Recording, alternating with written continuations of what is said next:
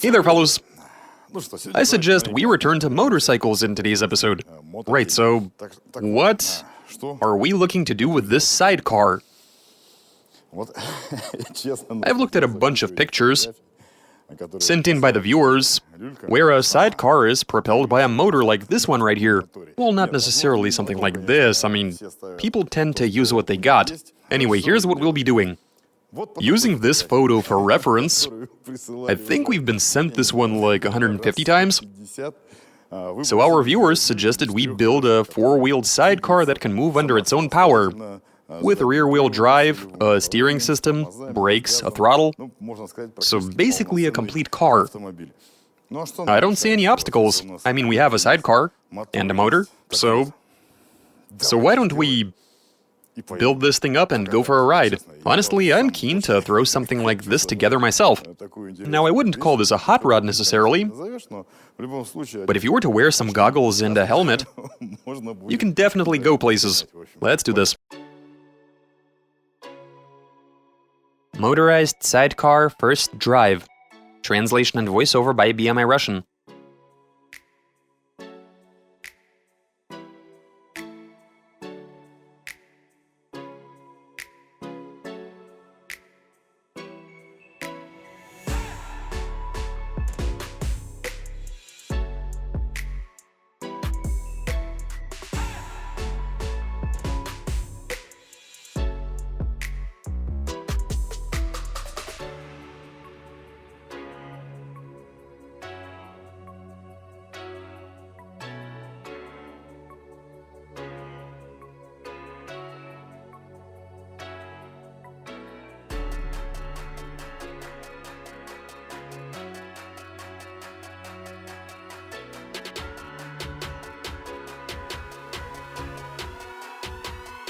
Alright fellas, here's what we're looking at in terms of frame and suspension. We are currently in the process of making everything. As for that sidecar, well, it almost completely lacks rigidity. It used to have its own frame, which is of no use to us. And so we used some box tubing to make a new frame. And given that we already have a frame, that allows us to sort the suspension. We've got something solid that we can tie the suspension into. Do some welding in order to get everything where we need it, to make sure that the suspension works properly. As you can plainly see, the layout is pretty simple. The suspension arms are custom, since you're not gonna find a suitable off-the-shelf solution. We've fitted some ball joints, hubs, we've done everything else. The lower suspension arm is considerably longer, of course, so it's your typical suspension. The upper one is shorter, and look at that awesome solution for securing the hub. We made it from some 4mm rifled sheet. There's really nothing to test yet, since there's still the matter of assembling the rear suspension. Now that's going to be very primitive. With no links, no shock absorbing, we'll just have a shaft and some bearings. Essentially like on a sketch where you've got an axle and a couple of wheels. And I gather that's all we're going to even need. Okay, so let's resume the process of putting together this sidecar buggy.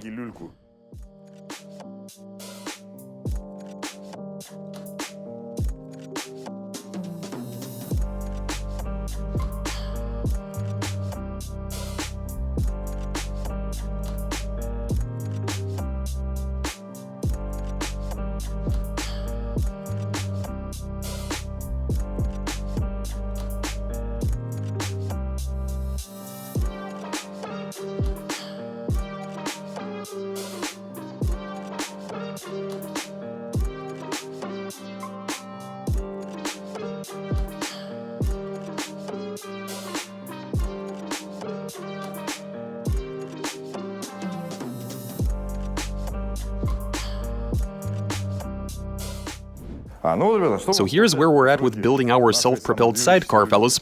So this engine, which was sitting in a warehouse literally for years, I think it'll be better for it to keep sitting there. Wanna know why?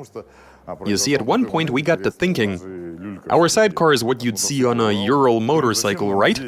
So why even use an engine from the side when we've got one from a Ural? So there you have it.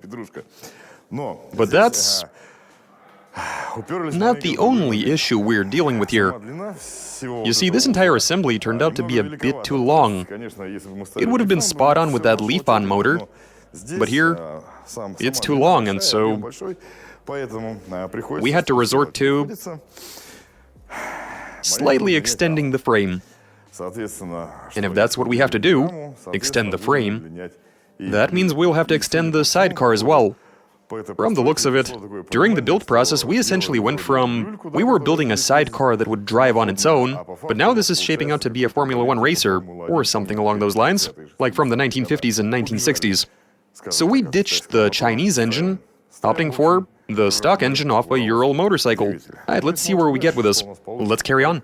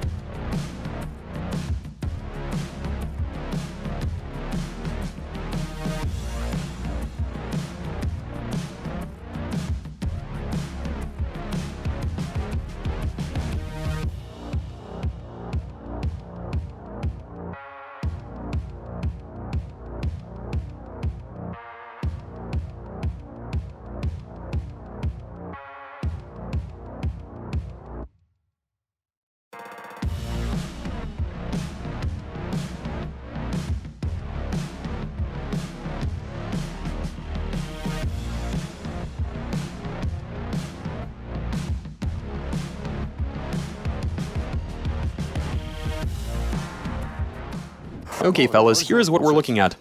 Everything is going good so far. We've installed a pretty fancy steering wheel. We've finalized the steering system, and I have to say, it is pretty sharp. And as you can see, it only makes half a turn in one direction, and half a turn in the other. This thing is going to be hectic. The rear suspension is based on a few motorcycle shock absorbers. We've got 2 of them on each side, as you can clearly tell. Everything back here works just like it should. In case it would have been too stiff, we were prepared to leave just 1 on either side. But in fact, the rear end is pretty heavy, and so we didn't have to remove anything. The suspension works just fine. So far, I quite like where this is going. Admittedly, this did begin as a small thing, and we were hoping to fit everything into a sidecar, but in the end we're looking at something pretty substantial. No worries. At the very least, it's going to be similar in appearance to a good old classic race car. Let's carry on.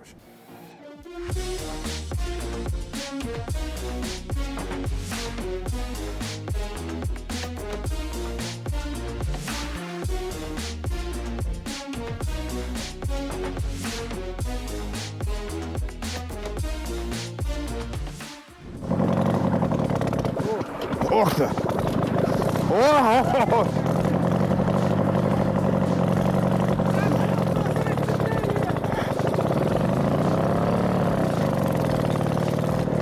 And we're off.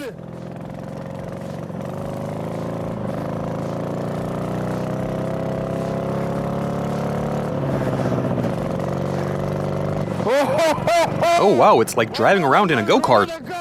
Seriously though, that's what it feels like. The steering is super sensitive. This is awesome.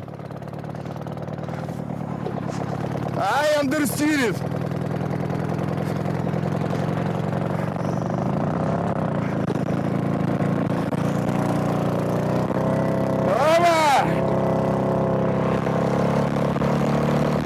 So much understeer.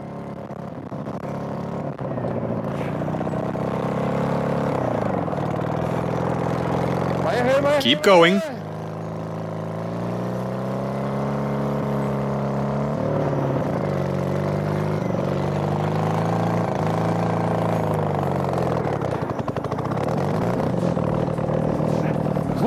This is one hell of a toy, guys. It literally steers like a go-kart. Very touchy.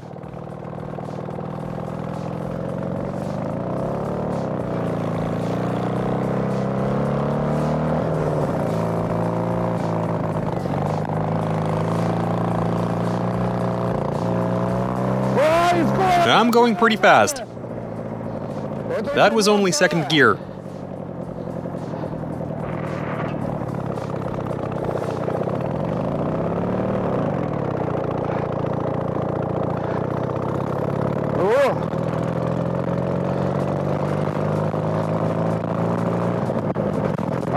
And that's third?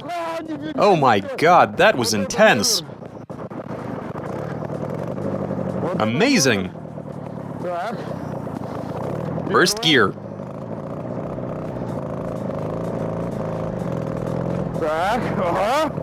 Nice. I'm doing great.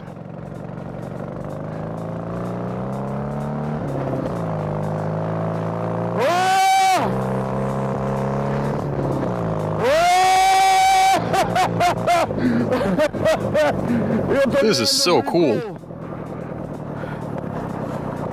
If I'm being honest, the understeer, man. Still though, this is cool.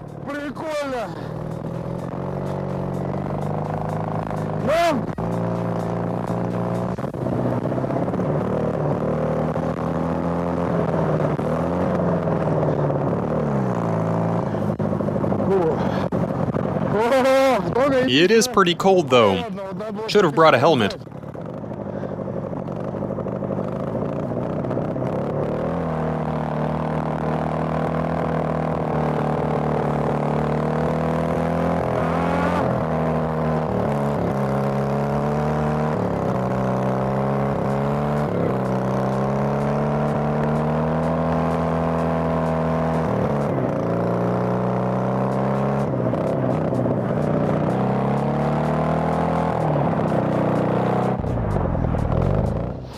You know what?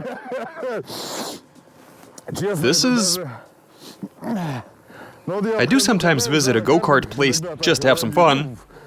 Just for the hell of it. Ride around and have a ball. But this is so much better. You've got snow and wind coming at you, straight in your face, and here you are tearing ass. The steering is actually really touchy. Like I said before, half a turn in one direction and half a turn in the other. It is very sensitive.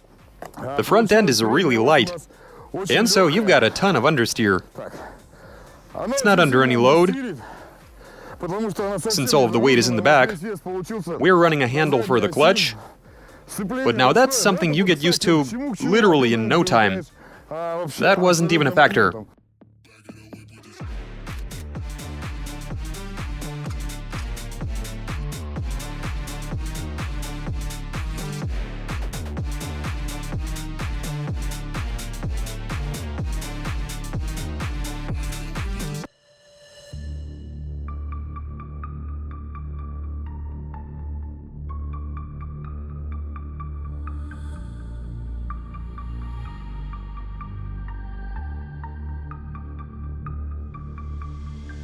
Okay, fellas, we've just been out and had some fun. This little beast turned out pretty good. Up front we have a nice pair of Michelins, but given this thing is so light, you've got constant understeer.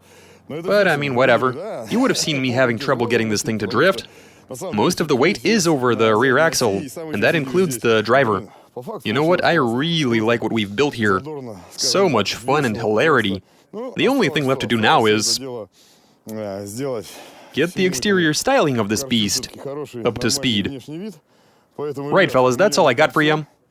Next time, this thing is going to look so much better than it does. It's all going to be covered up instead of being exposed. We're going to spray on some paint. But that's it for the time being. You guys watch us, subscribe, send in those comments and suggestions, give us a big thumbs up. Alright, catch you later. I'll be seeing you guys soon.